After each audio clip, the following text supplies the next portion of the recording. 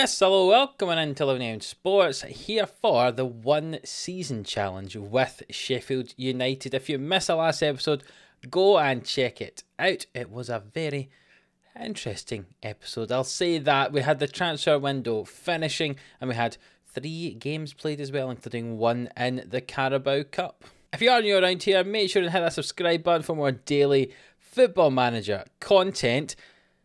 And I say, let's get right into this. The last time we met, it was, as I say, back around that Arsenal, West Brom and Aston Villa set of fixtures. And we had the end of our transfer window where we signed a few players in on loan. It wasn't hugely successful until we had that 4-2 win over Aston Villa.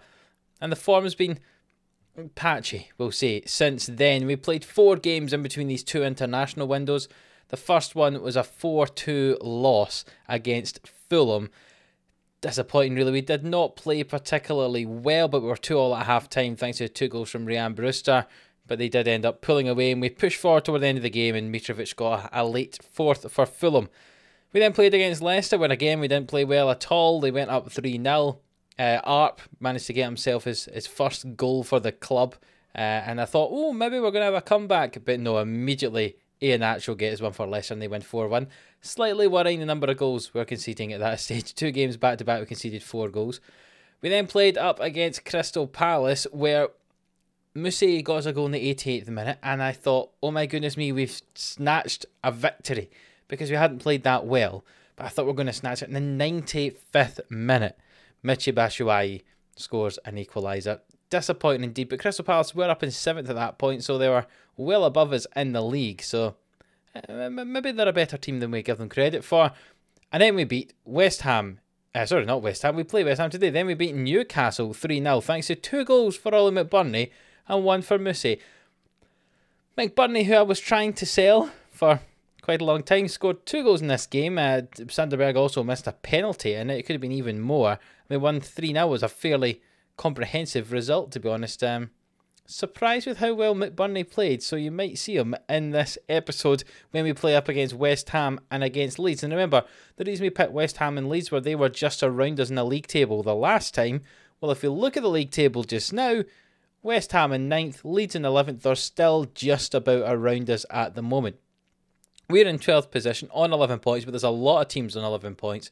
Kind of from Wolves there on 13 points down to West Brom on 9. You can see there's 8-9 clubs separated just by 4 points. It's very close to that mid-table battle. And thankfully there appears to be a little bit of a gap forming toward the bottom 3. So avoiding relegation looks like it's probably going to happen. I can't say that for certain yet. We're only not even a quarter of the way through the season. But it looks like we might be able to do that if we keep up this form. Top 10 is going to be tricky though. But as you can see, the top 6 are the top 6, really. The only one kind of dropping out of that who you'd expect maybe to be up there is Leicester as well, but they're only just 5 points off Crystal Palace in 7th. So all the big teams are up where they're expected to be, so it's not like you're going to have somebody overtake us who maybe shouldn't be down here and will end up overtaking us. So maybe we're just about kind of lower mid-table quality team at the moment, which I must say I would take. You can see that Oliver Norwood there has got 5 assists. It puts him in 3rd place in terms of assists in the league.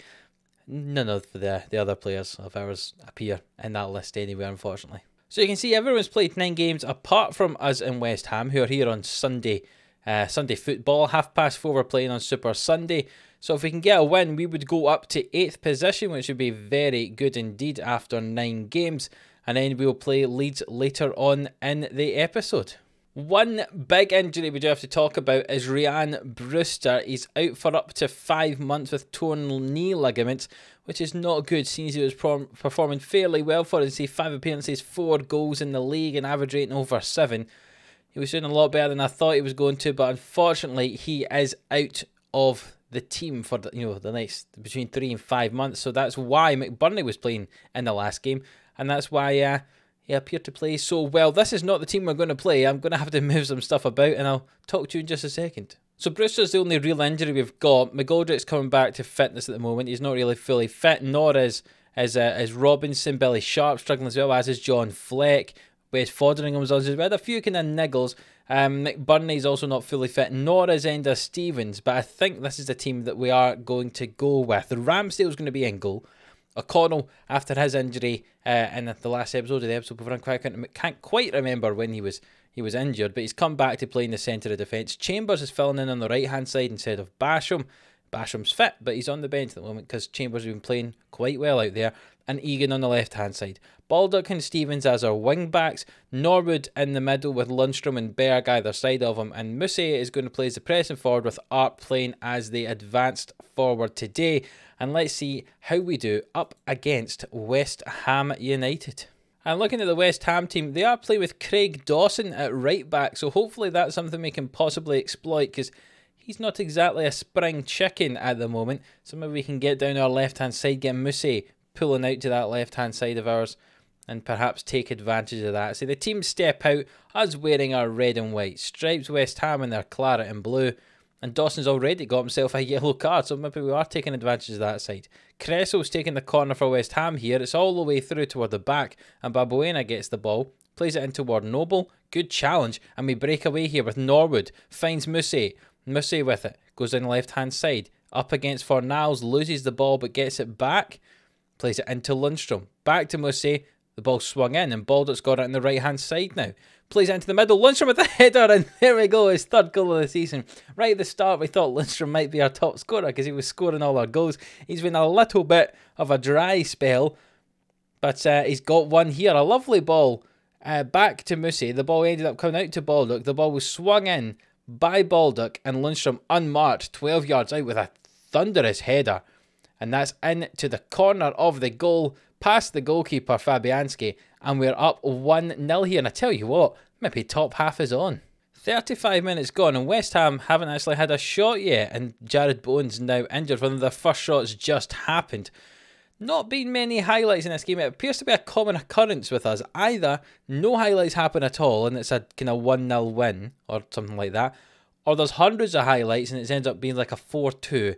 And it appears as if this game might be one of those 1-0 games, I'm afraid. Second half starts as another corner for West Ham, swung in by Cresswell, and Michael Antonio heads that ball wide. That's West Ham coming into the game now with a few more chances, but lots of yellow cards for West Ham. Hopefully we can take advantage of that and maybe get one of their players sent off. We've got some fairly tired legs in the defence and in the midfield here. So Enda Stevens and John Egan have come off. We brought on Keane Bryan and Chris Basham. We're also going to take off Sander Berg as well and bring on John Fleck in the midfield. 3 subs made after an hour. Very dangerous. I think we're still in the stage that we're allowed to make 5 subs though if we wish to. Cresswell with another corner and it's cleared away. Fornals might get onto the end of this for West Ham. He does. He goes down the right-hand side, swings the ball in toward Antonio, and it's a good save from Ramsdale. I think we're still at the stage we're allowed to make 5 subs because this is the first season post-COVID, so I think that is the rule. So we'll see if we can do it. George Baldock's got himself a bit tired as well. No, we can't. Totally made that up. We can only make 3 subs from 9. It shows you how much I've done. Lots of substitutions in this series, doesn't it? Well, we'll get rid of that then. Guess we can't bring off Baldock. We'll just have to stay out there and be tired. And Cresswell's got the ball into Rice now. And it's all the way back over to Cresswell. Lingard for Niles on this left-hand side. The ball switched. Benrahma, I should say, sorry. Antonio with it now. Lundstrom goes into challenge. Craig Dawson's on the right-hand side. And the ball's out for a corner kick. There's 15 minutes to go. And we're still clinging on to this 1-goal advantage. Can't make any more subs, as we have found out. I must have been speaking rubbish then. But we are holding on to this, and it looks like we might just about scrape a 1-0 victory, which would put us into 8th position in the league, which is not half bad for Sheffield United. It certainly is not. And we have held on to that 1-0 win, thanks to the goal from Lundstrom. Some good defensive displays there. You see O'Connell, Chambers, Baldock, Ramsdale, all in the 7s. Norwood and Lundstrom having a good game too. The striker's not doing particularly well, but hey, I told you, sometimes a 1-0 victory is all you need. And that's what we got today.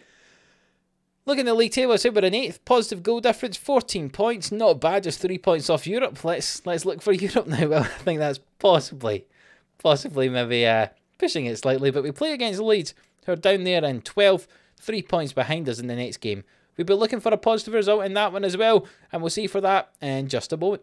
Right, so here we are, ready for the game, up against Leeds United, and we just got one or two little changes. We've got injuries to John Egan as well as Robinson still, and Rodwell and Lowe and Brewster's all injured still, so a lot of people out injured, unfortunately. Egan's injured though, as we mentioned. He started the last game, so Fosu Mensah is going to come into play in the defence, which means you've got two low-knee defenders playing at the back for us in this game. And McBurney's coming back in up front as well. Now he's kind of fully fit. So Ramsdale's in goal. O'Connell with Chambers and Fosu Mensah either side. Baldock and Stevens on the wings. Norwood with Lundstrom and Berg. And McBurney and Musse up front. All the fingers crossed that we do well in this game against Leeds, because the next run of fixtures is a bit tougher. I'll talk to you about that after this game. But we really could do with getting a positive result here. So here we go, Leeds in white. We're playing in our horrid green kit, unfortunately. And there's a highlight early on. The ball thrown in by Dallas. He's got the ball back now. He goes down the right-hand side, swings it in, and Rafinha scores a goal. Well, first shot of the game, and Leeds go up 1-0. Ideal. Just very simple. Dallas gets the ball here, and no one really tracks him. He gets past Lundstrom, puts it into Rafinha, and no one is tracking him. And Leeds are up 1-0 with the first shot of the game, 5 minutes in. And hopefully this isn't just the same thing, but from the opposite side. It appears not to be. Chambers got that ball away, and Musse gets past his man. And now he's through in on goal. Finds McBurney, who finishes. And it's 1-1. And why was I not playing McBurney from the start? Maybe I should just remove my hatred of him in real life as a Scotland fan and watching him play for Scotland and see how he does in Football Manager, because he appears to be doing very well. Musse gets past his man easily. Could have a shot, but threads it across him McBurney, who's one-on-one from the penalty spot, and he's not going to miss from there. And it's 1-1 after 7 minutes. What was I saying? Either it's going to be a 1-0 bore with no real highlights, or there's going to be lots of goals, lots of highlights. And here we are, 10 minutes in, and we're already on our third highlight, and we've already had 2 goals. Rafinha with the ball, through to Bamford. Bamford hits it, and it's a good save from Ramsdale. Lots of highlights in this game, it looks like. Hopefully most of them does when we can do the scoring of the goals. Half an hour in, there's another highlight here. 3 yellows for Leeds now. Very dirty play from them. The ball was swung in, and it was headed back by Stevens to Ramsdale, and we'll see how we progress here. Berg with the ball. Will he find Baldock? He does. Plays the ball long, but it's intercepted by Llorente, and Roberts has it now. Back to Phillips and Hernandez, and Bamford with it. Lundstrom intercepts, so it's a 3-on-2. Can we take advantage of this? Musse with it, gets past his man. He's through in on goal. Can he finish? He can indeed. And Liz Musse gets the goal.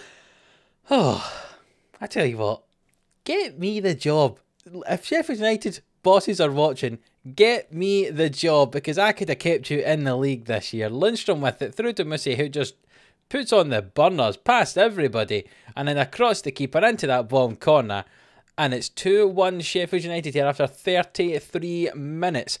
But there is a corner kick swinging by Hernandez. Fosu Mensah gets rid of it, and McBurney clears it away. Dallas now for Leeds. 1-2 with Phillips. Dallas on the right hand side. Good challenge from Stevens, and could this be another chance for us? Here it is indeed. McBurney through on goal. Can he finish? He's on the ball in the box. Will he find the pass? He finds Stevens.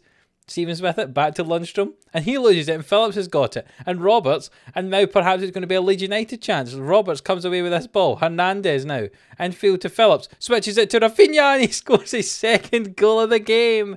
Goodness me, end-to-end stuff here, and we're 37 minutes into the game. We've got 4 goals already. It's 2-2. Roberts with the ball into Hernandez, who finds Phillips. It's a lovely cross into Rafinha, who gets in behind Baldock, and it's in at the near post. Ramsdale can't quite get down to it, and from a chance I thought we might have scored from, Leeds get theirs, and there's a chance straight from the kickoff, and we know in Football Manager that normally means there's going to be a goal almost certainly happening. The ball's through toward Musse, but it's intercepted, and Alioski with it now, back to Koch, and Koch plays a long ball forward. O'Connell brings it down though, finds Ramsdale, and we'll recycle the play here. Fosu Mensah with the ball, long, Koch heads it down to Hernandez, and Roberts switches the play to Rafinha, who comes infield, but it's cleared by Baldock, and Lundstrom's got it. It's a 3-on-2 situation again. McBurney with it now. He's through and on goal. Can he score? Yes, he can. It's his second of the day. He scored 4 goals in the last 3 games. He didn't play in the last one, obviously, so his last 2 games he actually played in, he's now scored 2 in each of them. The game against Newcastle, and now the game against Leeds here. McBurney gets the ball from Lundstrom. It was a 3-on-2, and he tucks it in at the near post, and we're up 3-2. Goodness me, I told you there was going to be a goal after that highlight from kickoff, and indeed there was. And there's a chance for another one now.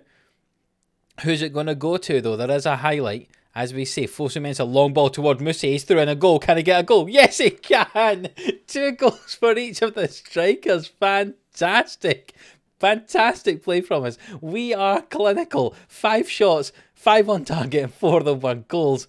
Unbelievable. Our expected goals is still not above 1, and somehow we've scored 4 of them. Musa in behind the striker with a lovely finish.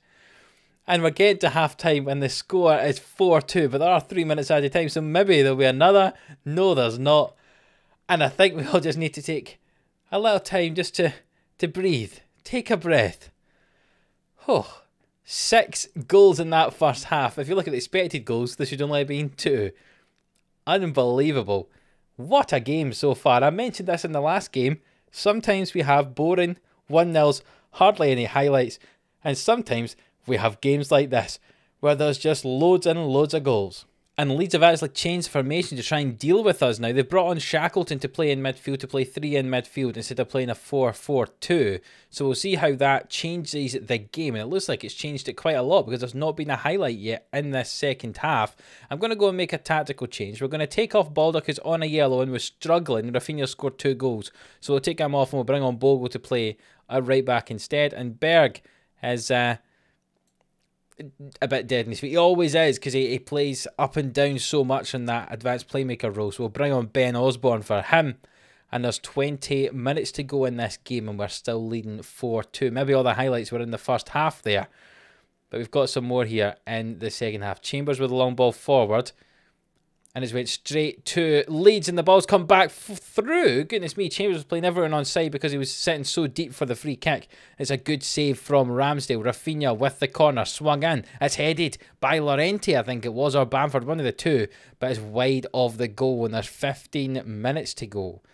And it looks like we might hold on to this victory. We've brought on Fleck for Lundstrom in the midfield and there's just 3 minutes added time here. And after a very exciting first half, the second half was fairly boring, but you know what? We will take that. Sheffield United beat Leeds United 4-2 in that game to give us a wonderful, wonderful victory. 2 goals for each of our strikers, McBurney and Musa. And I tell you what, I'll take that. So obviously not everyone's played all 10 games like we have so far, but that does keep us in 8th position, just a point out of Europe at the moment. But obviously Tottenham and Chelsea still haven't played their 10th game of the season yet. But we are currently 12 points clear of relegation zone, 3 points clear of 10th, 5 clear of the bottom half. Maybe we are going to finish in the top half like I thought we might. Who knows? Maybe we can even dream of Europe. So I'm glad you joined me for those 2 games. They're exactly how we play normally. Either huge amount of goals, lots of chances and exciting to watch, or very boring and there's just a 1 goal in the game. That's normally what happens in our games. And you got to see one of each of them today, and both of them were wins for us. The next few games are not going to be as easy, and I'm not going to show you them because I imagine we're going to get beaten in quite a few of them and we'll advance on a little bit more. But we will come back for the game up against Wolves and our game in the FA Cup 3rd round. Who knows who we will play in that one, but whoever it is, you will get to see it in the next episode. So between now and then, we'll play 6 league games. We'll go through all of December. Liverpool, Man United, Tottenham and Chelsea. You imagine will be tough games. But West Brom, who are in 12th, Southampton in 17th, should be a little bit easier and games we need to try to win. We've got Wolves in 9th, which you'll get to see, and then Brighton and Burnley are the last 2 games we play in this round of fixtures before we go back and play everyone for a second time again. Brighton in 20th and Burnley in 19th. So there are 2 teams we should be beating at this point, especially since we're up in the dizzying heights of 8th at the moment. So I'll play those 6 games and we'll see you for the game against Wolves and the FA Cup 3rd round. If you have enjoyed this episode, 2 wonderful wins against West Ham and Leeds, then please do leave a like on the video. It really does help us out. You know, the algorithm and all that. I really, really, really appreciate if you could leave a like. I very much enjoy looking at everyone liking the video. It's very nice to see you enjoying it. Subscribe to the channel if you haven't already for more of this one season challenge with Sheffield. We're going to be about halfway through by the time the next episode comes, and then we'll have the second half of the season, and there might be another one season challenge coming up. That's what the plan is, so stick around for that and hit that subscribe button for you to get a video in your inbox every single day, Monday to Friday at 11 AM. And until the next one, we're playing against Wolves and that FA Cup third round tie. We'll see you then.